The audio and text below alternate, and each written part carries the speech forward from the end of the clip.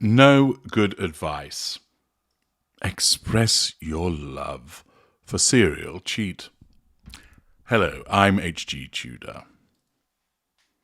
Some time ago, I had a look around on the internet to look at the advices that were being provided by agony aunts, supposed relationship gurus, love doctors, call them what you may, but individuals varying in terms of experience and expertise with regard to advising people on matters of the heart, dealing with relationship issues that have arisen.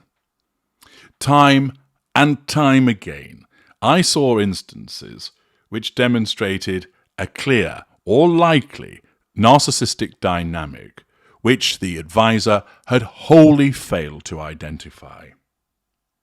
Now, whilst it's the case that certain individuals would say, I can't say that that individual is a narcissist because I've not examined them, and they're bound by certain ethical considerations, then so be it.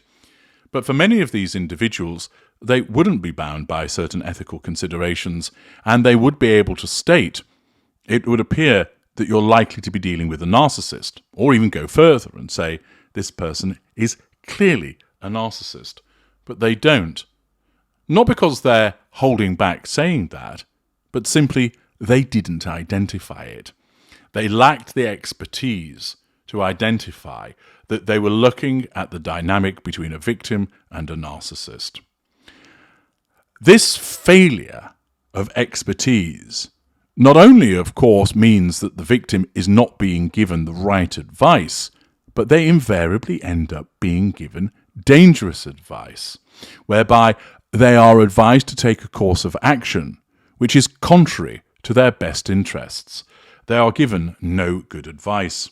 And in the past, I've identified some of the platitudes that have been issued by these relationship advisors, which are wholly inappropriate and in some instances actually detrimental and dangerous. Another instance of this has popped up just recently. It was brought to my attention by a valuable viewer, and it behooves me to bring it to your attention as an opportunity to reinforce in your minds the necessity of understanding narcissism, but also as a video that you might be able to show to other people that are experiencing relationship difficulties, where you're seeking to get them to understand that they may be dealing with a narcissist.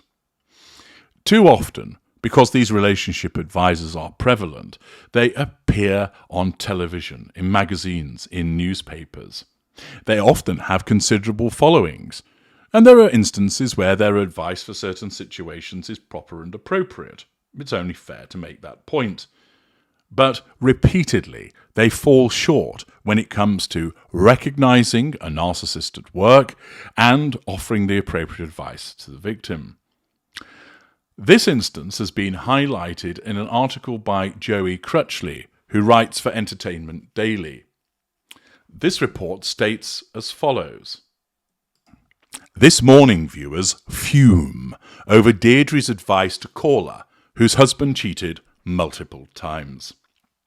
For those of you who are unaware, This Morning is a British television programme which, oddly enough, takes place in the morning, I think somewhere around between sort of 9:30 and midday, which has a magazine format. It's been going for years, and it's invariably the staple of stay-at-home individuals, whatever reason that might be that they're staying at home. The article explains This Morning fans were not too happy today over agony aunt Deirdre Sanders' silly advice to a heartbroken caller. The ITV show returned for another episode, with Dermot O'Leary and Sian Welby back at the helm. They were joined by show resident agony aunt Deirdre. However, it seems she left viewers fuming over her words of wisdom. The team spoke to a caller, Lisa, who was looking for advice. She was looking for advice following the news of her partner cheating. She said, "I need some advice. Basically, last year, I found out my husband, who was in the British Army, was deployed to another country for 6 months, and during this time, he cheated on me multiple times with multiple women. Now, such behaviour, infidelity, demonstrates a sense of entitlement. It also demonstrates a lack of emotional empathy for his wife to cheat several times. That in itself doesn't mean that this man is a narcissist.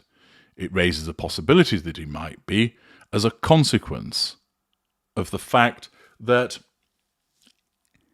his behaviour, and we weren't, of course, exposed to all of the other things that he might have done, being certain narcissistic indicators. The fact that he's cheated, showing scant regard for his wife, and he's done it on numerous occasions, amounts to various narcissistic indicators. And there may well be more behaviour that supports the possibility that he is a narcissist. But nevertheless, alarm bells ought to be ringing at such behaviour. She explained they were only married for a few weeks at the time. Thus, for him to be doing this at such an early stage in the relationship leaves aside the questions of potential humdrum marriage and boredom, which sometimes leads a person to stray, but rather again suggests that if he's done it at such an early juncture, he really doesn't care about her.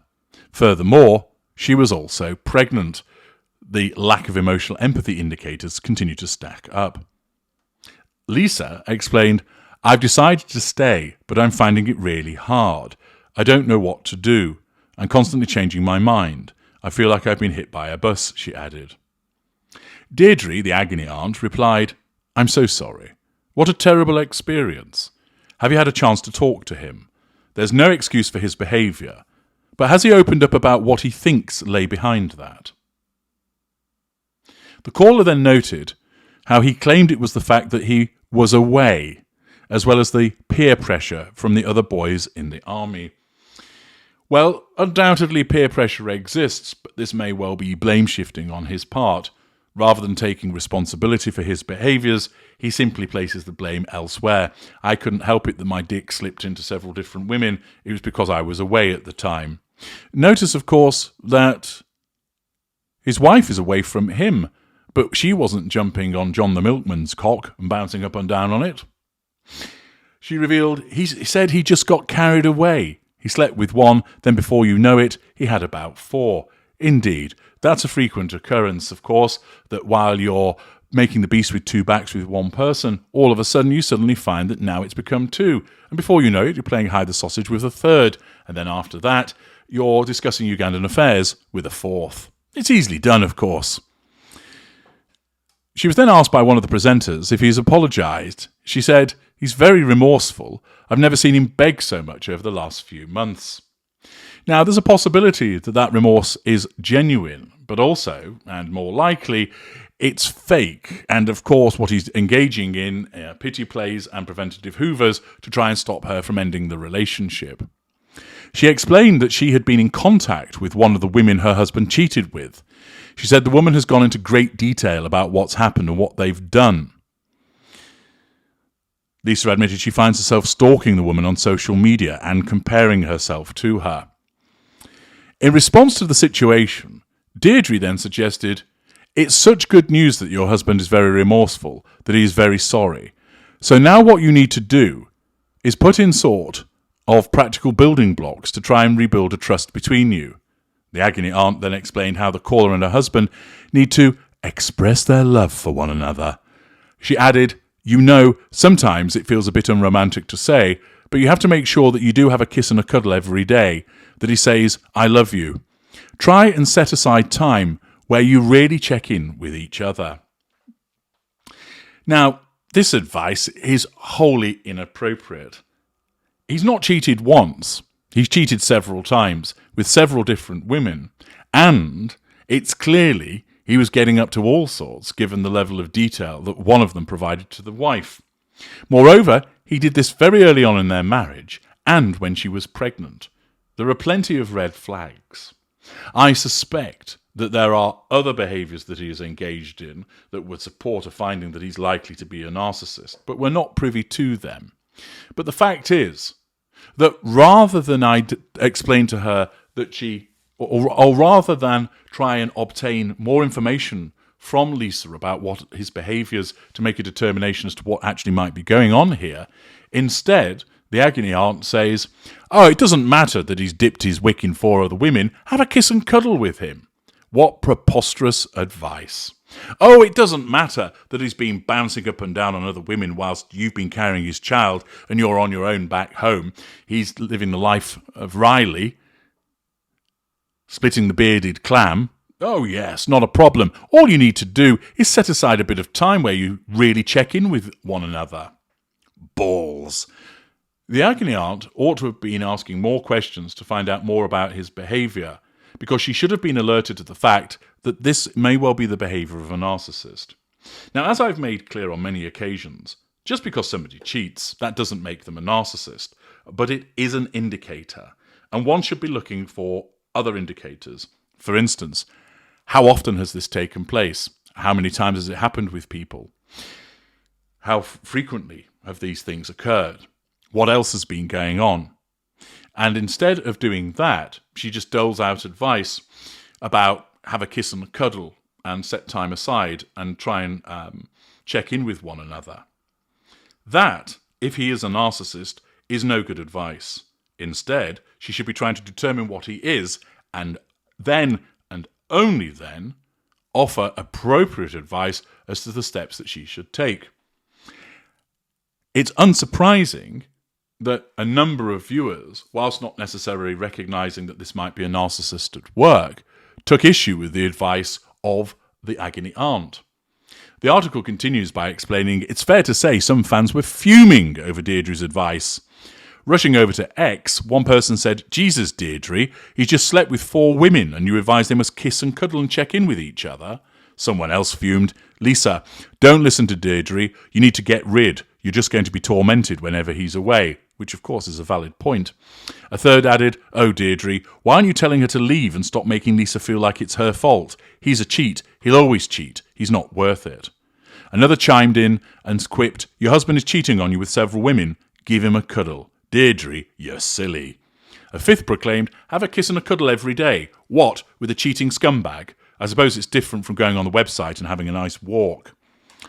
Thus, those viewers identified that the advice was inappropriate, and it highlights once again that even if he's not a narcissist, the advice that's given there is inappropriate, but also the fact that there is a strong indicator that he might be a narcissist, and the agony aunt doesn't have a clue as to what that is, what that means, and what comes with it. And she ought to have been undertaking more investigative work to make a determination in that regard. Once again, it's been shown that there's an individual providing no good advice, and that there are more appropriate means to adopt by becoming accustomed with the material that I create to help you spot these situations at an earlier juncture, and then to follow the appropriate and practical advice that I give in relation to those circumstances. I'm H.G. Tudor.